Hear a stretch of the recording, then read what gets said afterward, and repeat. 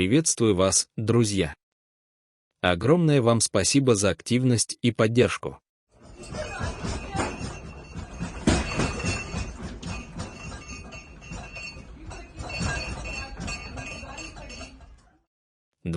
июля Камчатка пережила серию мощных землетрясений, которая началась вечером в 18 часов 2 минуты по местному времени в акватории Тихого океана, в 115-167 километрах восточнее Петропавловска-Камчатского.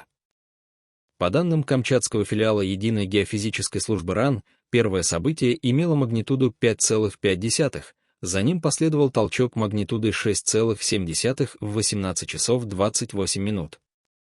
Самое мощное землетрясение произошло в 18 часов 48 минут с магнитудой 7,2, по другим данным, до 7,6, с эпицентром на глубине от 5 до 20 километров. В течение вечера зафиксированы еще 6 толчков магнитудой от 4,4 до 6,7, а также около 30 афтершоков, интенсивность которых постепенно снижалась. К 21 июля было зарегистрировано более 90 афтершоков, большинство из которых не ощущались населением. В Петропавловске-Камчатском, Вилючинске и Елизовском районе толчки ощущались силой до 5-7 баллов, вызвав панику среди жителей. Социальные сети заполнились видео шатающихся шкафов, упавших товаров в магазинах и разбитых светильников. Жители сообщали о сиренах и временных перебоях со связью. После второго землетрясения МЧС объявила угрозу цунами для нескольких населенных пунктов, включая Петропавловск, Камчатский и Усть-Камчатск. Мэрия Петропавловска-Камчатского прогнозировала волну высотой до 2 метров, а в селе Никольское — до 29 сантиметров. Жителям рекомендовали подняться на возвышенности или отойти на 2-3 километра от берега. К 21 часу 45 минутам угроза была снята, так как подход волны не подтвердился. Сейсмическая активность спровоцировала отклик вулкана Авачинский, который расположен недалеко от Петропавловска-Камчатского. Институт вулканологии и сейсмологии ДВО-РАН сообщил, что после землетрясения вулкан, остававшийся спокойным в течение дня, выбросил парогазовую струю на высоту 200 метров над кратером.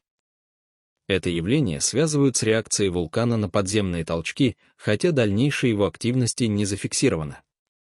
Губернатор Камчатского края сообщил, что значительных повреждений не обнаружено.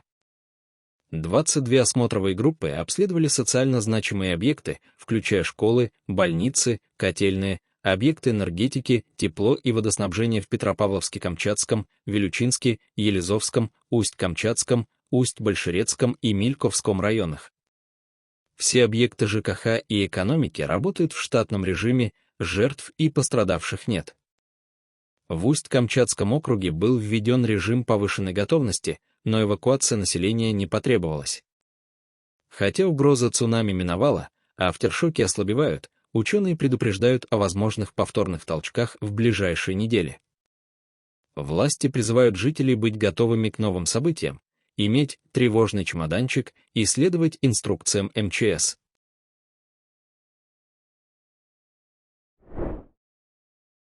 июля на пассажирском пароме «Барселона-5» около 13 часов по местному времени, когда судно находилось в водах близ острова Талиси, направляясь в Манадо, столицу провинции Северной Сулавеси, вспыхнул сильный пожар.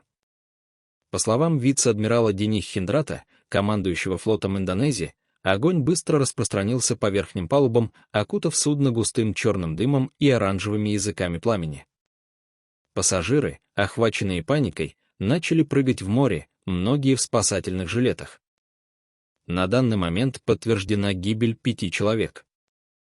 Однако число жертв может возрасти, так как около 130 пассажиров, по данным СМИ, остаются пропавшими.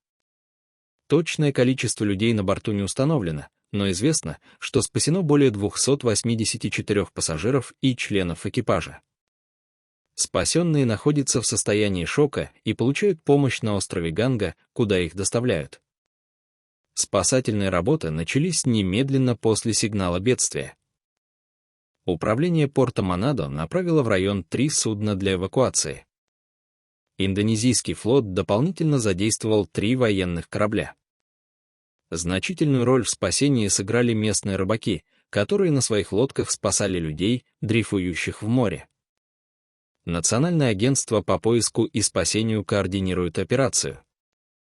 Индонезия, архипелаг из более чем 17 тысяч островов, сильно зависит от паромного сообщения, но аварии здесь происходят регулярно из-за слабого соблюдения стандартов безопасности.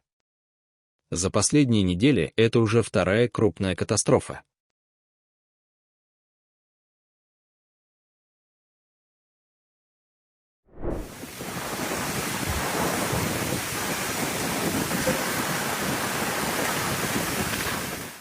Мощный тайфун Випха ударил вчера по Гонконгу и южному побережью Китая, вызвав серьезное разрушение, транспортный коллапс и многочисленные травмы.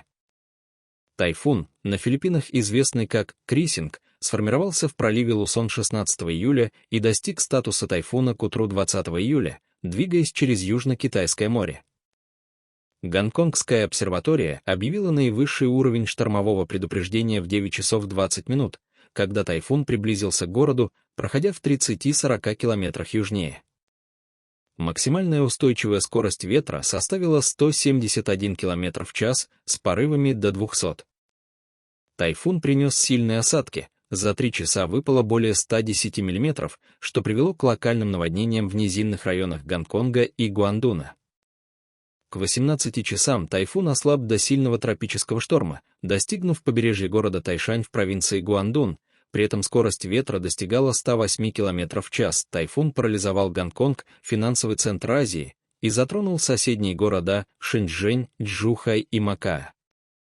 Аэропорт Гонконга отменил более 400 рейсов, еще 400 были перенесены, в общей сложности это затронуло свыше 80 тысяч пассажиров. Также сотни рейсов были отменены и задержаны в Шэньчжэне, Чжухае и Макао. Приостановлено движение скоростных поездов, а также паромное сообщение.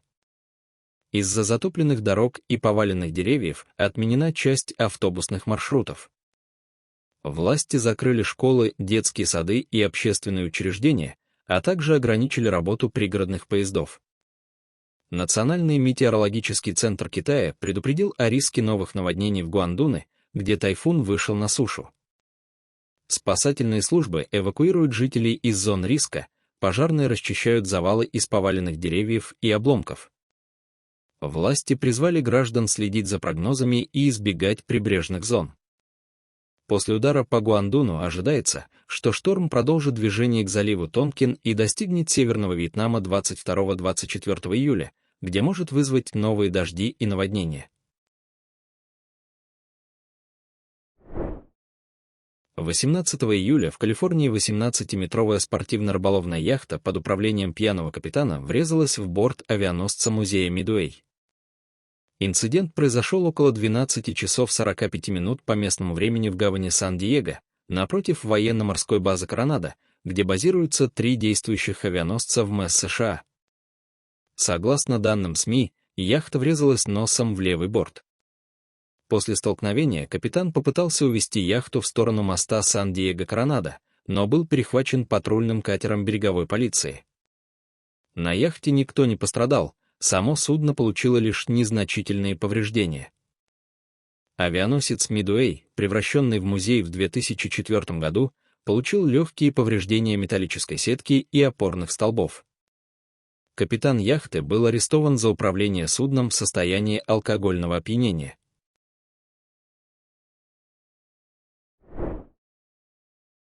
В Якутии, в бассейне реки Индигирка, начался спад уровня воды после сильного дождевого паводка, затронувшего Аймиканский, Момский и Абыйский районы. В 5 населенных пунктах освобождены от воды 140 дворовых территорий, включая 32 жилых дома, однако 99 дворов и 62 дома остаются подтопленными. Сильные дожди, начавшиеся в начале июля, вызвали резкий подъем уровня воды в реках Индигирка, Куйдусун и Нера, что привело к подтоплению 9 населенных пунктов в 3 районах Якутии. Наиболее пострадавшими стали села Аймикон, Харатумул, Бейре-Курде, Орто-Балаган и Устнера в Аймиконском районе, Хонуу, Бор-Сысы и Соболох в Мамском районе, а также Куберганя в Абыйском районе. По данным МЧС, в зоне подтопления оказались около 1500 человек, включая более 400 детей.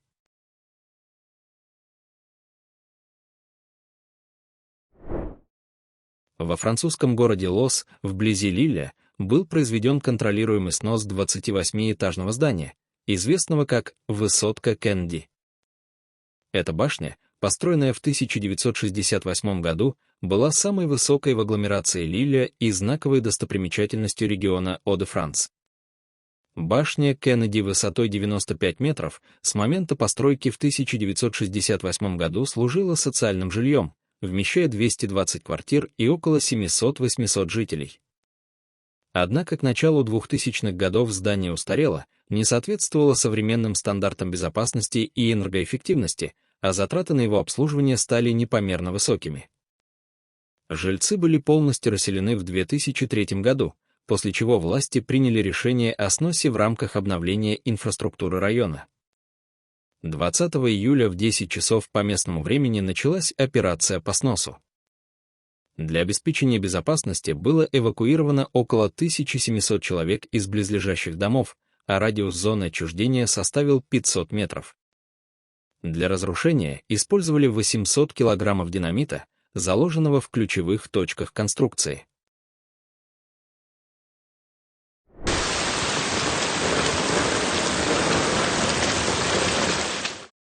Сильный ливень накрыл вчера Воронеж. За час на город обрушилась месячная норма осадков, выпало около 60-70 мм. Уровень воды на некоторых улицах достигал 40-50 см, под водой оказались целые районы. Больше всего пострадали улицы Димитрова и Ленинский проспект в Левобережном районе, Плехановская и Кольцовская в Центральном, а также Московский проспект и улица Хальзунова в Коминтерновском районе. Высокий уровень воды на улицах привел к транспортному коллапсу. В городе наблюдались пробки. Общественный транспорт, включая автобусы и троллейбусы, работал с перебоями. Некоторые маршруты временно были приостановлены. От стихии пострадало минимум 26 квартир, 7 домов и 10 автомобилей.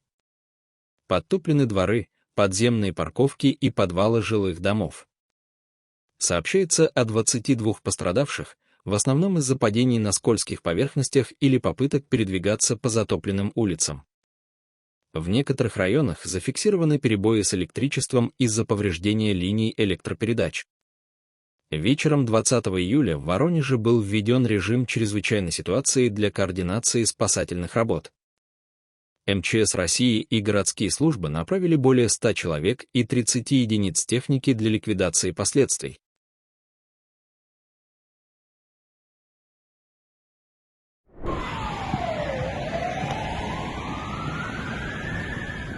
Киев накрыла вчера сильная гроза с ливневыми дождями, которые привели к масштабному подтоплению улиц. За короткий промежуток времени в столице Украины выпало около 20-30 мм осадков, что вызвало перегрузку ливневой канализации и превратило центральные улицы в бурные потоки. Жители города оказались заблокированными на остановках, а автомобили и общественный транспорт застревали в воде. Гроза сопровождалась сильными порывами ветра до 10-15 метров в секунду и локальными градовыми осадками, что дополнительно усилило хаос на дорогах. Гидрометцентр Украины предупреждал о желтом уровне опасности из-за интенсивных осадков, но масштабы подтопления оказались выше ожиданий. Несколько троллейбусов и автобусов застряли в подтопленных зонах, пассажиры на остановках оказались по колено в воде. Сообщалось о временной приостановке ряда маршрутов. Вода затопила подвалы жилых домов, подземные переходы и парковки в Шевченковском, Подольском и Соломенском районах. Киевская городская государственная администрация и коммунальные службы оперативно приступили к ликвидации последствий. К откачке воды и чистке ливневок привлекли около 400 работников.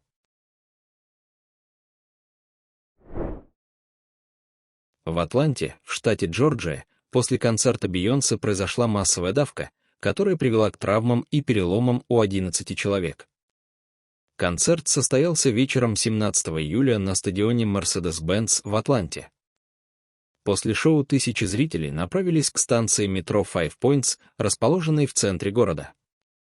Около 22 часов 30 минут по местному времени 10-летняя девочка, заметив крупное насекомое, громко закричала, что было воспринято толпой как сигнал опасности. В условиях плотной толпы и недавних воспоминаний о массовых инцидентах в США многие приняли крик за признак угрозы и бросились бежать. Паника быстро распространилась, вызвав давку на платформе и в переходах станции. Люди падали, сталкивались и получали травмы. По данным полиции Атланты, 11 человек были госпитализированы с переломами, ушибами и вывихами.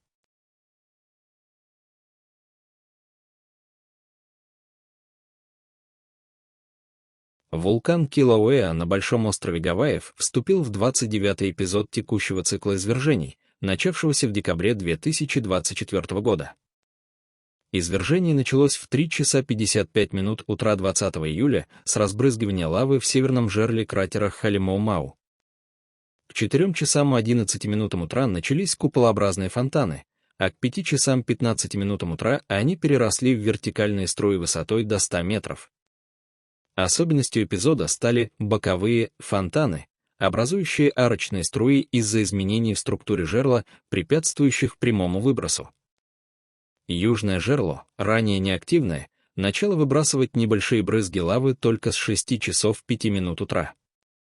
К 11 часам 15 минутам была зафиксирована дефляция поверхности, указывающая на выход магмы и сейсмическую активность в виде низкочастотных толчков. Лавовые потоки покрыли 5–10% дна кратера, выбросы сернистого газа под действием ветра распространились на юг и юго-запад. Извержение вулкана ограничено территорией Национального парка Гавайских вулканов, и угрозы для населенных пунктов нет.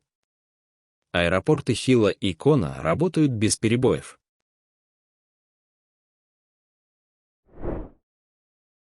20 июля на трассе Мизано в итальянской провинции Римини во время гонки GT World Challenge Europe Sprint Cup произошла авария, в результате которой Lamborghini, управляемый болгарским пилотом Георгием Дончевым на полной скорости, врезался в защитные барьеры. Удар повредил топливный бак, что вызвало моментальный взрыв и воспламенение автомобиля. К счастью, пилот не пострадал, он выбрался из горящей машины, отделавшись лишь ушибами и испугом. Гонка на время была приостановлена. После устранения последствий аварии соревнование возобновилось.